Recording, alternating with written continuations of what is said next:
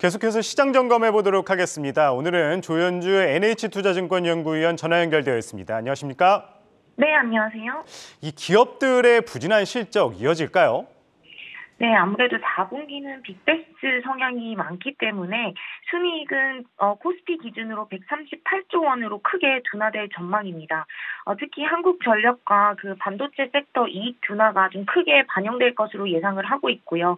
현재 횡보 중인 이 실적 전망치도 재차 하향 조정되면서 저희는 코스피 전반적으로 상분기까지는 감익 흐름이 예상이 된다라고 보고 있습니다. 실적 전망치가 이 중에서도 상향 조정되는 업종을 보면은 에너지, 기계, 비철금속, 상사 등에 불과합니다. 그러니까 거의 대부분의 업종들이 실적이 하향 조정되고 있기 때문에 저희는 실적 모멘텀은 앞으로도 크지 않을 것으로 예상을 하고 있습니다. 오히려 이런 어려운 시국에 종목별로 대응을 해서 종목 가운데서는 안정적인 매출을 증가하고 지속적으로 비용을 감소시키는 그런 대응이 좀 더 유효하다라고 판단을 하고 있습니다. 네, 그런 가운데 이 중국이 코로나19 이 방역을 위해 강제해왔던 입국자 격리와 이 PCR 검사를 어제부터 폐지를 했습니다. 이렇게 된다면 이번 주도 조금 리오프닝에 대해서 기대감 이어가도 좋을까요? 네, 아무래도 이제 중국 리오프닝에 따른 호재가 서서히 나타나기는 할 것 같습니다. 다만 앞서 말씀드린 대로 실적 같은 경우는 4분기 빅베스트로 안 좋을 것 같고요. 1, 2분기도 이제 감익이 예상되고 있기 때문에 이러한 중국의 리오프닝이 실적으로 이어지기까지는 좀 시간이 걸릴 것으로 예상을 하고 있습니다. 센티먼트 차원에서 이제 중국 리오프닝에 따른 모멘텀이 좀 작동할 수는 있겠지만 아직까지는 지금 갑작스러운 리오프닝으로 오히려 글로벌 전반적으로 확진자 수가 증가하고 이에 따른 우려로 락다운이 재개될 것이다라는 그런 우려가 좀 더 높은 상황입니다. 특히 선진국 중심으로 이제 중국에 대한 규제를 좀 높이고 있는 상황에서 이런 글로벌 전반적으로 확진자 수가 다시 증가하게 되면은 중국 이외 국가에서도 이웃 국가에서도 규제가 높아질 수 있기 때문에 이런 부분들을 본다면은 지금 당장 수혜주를 담기보다는 1월달에 중국 확진자 수가 고점을 통과하는 것을 확인하고 3월 춘절 이후부터 이런 리오프닝 수혜가 좀 더 본격적으로 나타나지 않을까라고 판단을 하고 있습니다. 네, 3월 춘절 이후에나 돼야지 이 중국 리오프닝 관련된 수혜 예상할 수 있다 말씀 주셨습니다. 그런 가운데 지난주였죠. 이 반도체 산업세제 지원이 발표되는 등 새해를 맞아서 이 정부의 정책들이 발표되고 있는데 여러 전문가들이 연초에 이 정책 관련 수혜주들 좀 주목할 필요 있다 이야기를 하셨습니다. 이와 관련해서 대응 관점 어떻게 가져가면 좋을까요? 네, 저희도 마찬가지로 아무래도 이제 2023년이 시작하면서 매크로 상황이나 실적 상황이 좋지 않기 때문에 수급이 전반적으로 이런 테마주라든가 정책주에 좀 쏠릴 것으로 예상을 했고요. 실질적으로 IRA에 대한 얘기가 나왔고 반도체에 대한 세제 지원 이런 부분들이 나오면서 이 정책 수혜주들이 좀 움직이고 있는 것 같습니다. 특히 로봇을 중심으로 지금은 정책 테마가 좀 형성되고 있는 상황이고요. 저희는 이전에도 말씀드렸듯이 1분기는 아무래도 지수 전체 플레이를 하기는 좀 어려운 상황이고 전반적으로 이 경기 침체에 대한 불확실성이 있기 때문에 이 정책 수혜주에 대한 모멘텀은 좀 1분기까지는 이어질 것으로 좀 생각을 하고 있고요.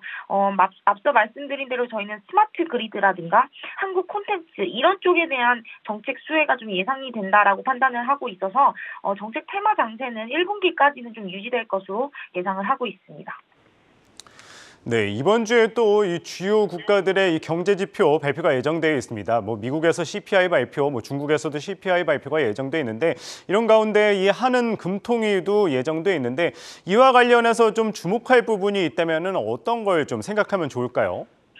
네, 아무래도 이제 시장이 실적이라든가 이런 경기에 대해서 좀 민감하게 반응하는 모습입니다. 반등도 크게 올라오고 있고 하락할 때도 좀 큰 폭으로 하락하는 그런 변동성 장세를 보이고 있는데요. 이번 주에도 이제 CPI가 예정이 되어 있습니다. 헤드라인 같은 경우에는 12월 달에 에너지 가격, 특히 유가라든가 천연가스 가격이 굉장히 크게 하락을 했습니다. 그래서 전년 대비 물가 상승률은 좀 크게 둔화될 것으로 예상을 하고 있고 지금 시장 컨센서스는 6.4 3% 수준입니다. 저희는 물가지표 좀 빠르게 하락하면서 1월, 2월, 3월 달에는 5% 증가율을 하회할 것으로 예상을 하고 있습니다. 그래서 1분기에는 4%대도 CPI가 진입 가능하다 이렇게 보고 있어서 가격 지표에 대한 불확실성은 다소 완화될 것으로 예상을 하고 있고 시장 입장에서는 긍정적으로 좀 받아들일 것이다라고 판단을 하고 있습니다. 한국 금통위 같은 경우는 25bp 금리 인상이 이번이 마지막일 것으로 예상을 하고 있습니다. 아무래도 한국의 가계부채라든가 기업들의 크레딧 리스크를 감안하게 되면 이번 25bp 인상 이후에는 추가 인상 가능성은 좀 적다라고 판단을 하고 있습니다. 다만 명목적으로 이게 마지막이다라고 명시하기보다는 추가 인상에 대해서 검토하겠다라는 발언은 좀 이어질 것 같고요. 다만 실질적으로 인상은 이번이 마지막이지 않을까라고 판단을 하고 있어서 이번 주에 발표되는 CPI라든가 아니면 금통위 같은 경우는 시장에 크게 악재는 되지는 않을 것이다라고 생각하고 있습니다. 네, 그런 가운데 오늘 모처럼 만에 우리 시장 이 외국인과 기관의 매수세 속에 이 강한 상승세를 보이고 있습니다. 2,300선도 회복한 상황인데요. 이번 주 시장 전략 어떻게 가져가면 좋을까요? 네, 아무래도 전주 주가지수 크게 하락을 하면서 금주 반등 흐름이 나타나고 있는 것 같습니다. 특히 미국 고용 지표가 좀 예상보다 임금 상승률이 좀 둔화되면서 오히려 이런 부분들이 한국 시장에도 영향을 미치는 모습이고요. 경기 침체에 대한 공포 심리도 조금 줄어드는 모습입니다. 다만 본격적인 실적 시즌이 이제 발표되고 그러면서 반등폭은 좀 제한될 것으로 예상을 하고 있습니다. 저는 좀 힘이 없는 반등 랠리 이어갈 것으로 생각을 하고 있고요. 결국에는 상단이 좀 제한되면서 하단이 좀 더 열려있는 그런 보수적인 지수 흐름을 예상을 하고 있습니다. 그렇기 때문에 전략으로는 결국 정책 테마라든가 종목 장세 시장은 이어질 것으로 전망을 하고 있어서 앞서 말씀드린 대로 매출이 좀 안정적인 기업 중심의 전략 여전히 유효하고요. 정책 테마로는 스마트 그리드라든가 아니면 한국 콘텐츠 이런 쪽을 좀 더 긍정적으로 바라보고 있습니다. 네, 그런 가운데 이 원달러 환율 안 여쭤볼 수가 없을 것 같습니다. 최근 들어 원달러 환율 정말 급격하게 떨어졌는데 오늘도 1% 넘게 하락하고 있습니다. 이 환율 같은 경우에는 어떻게 바라보면 좋을까요? 네, 환율 같은 경우는 전반적으로 이제 2023년 1년도로 봤을 때는 달러가 약세 기조를 나타나는 게 맞습니다. 그래서 이제 원화가 좀 강세를 보이는 부분이 있는데요. 다만 최근 들어서 연초 그리고 연말부터 굉장히 가파르게 내려온 부분이 있어서 저희는 당분간은 좀 속도 조절에 진입할 것이다라고 생각을 하고 있습니다. 그래서 최근에 환율의 움직임과 금리의 움직임이 굉장히 큰 상황인데 이런 부분들이 아무래도 변동성 장세와 좀 유의미하다라고 생각을 하고 있고요. 그런 의미에서 봤을 때 환율이 좀 더 가파르게 내려온 부분이 있기 때문에 저희는 조금은 속도 조절을 진입할 것이다라고 생각을 하고 있어서 달러 약세의 흐름도 조금은 속도 조절에 진입할 것이다라고 보고 있습니다.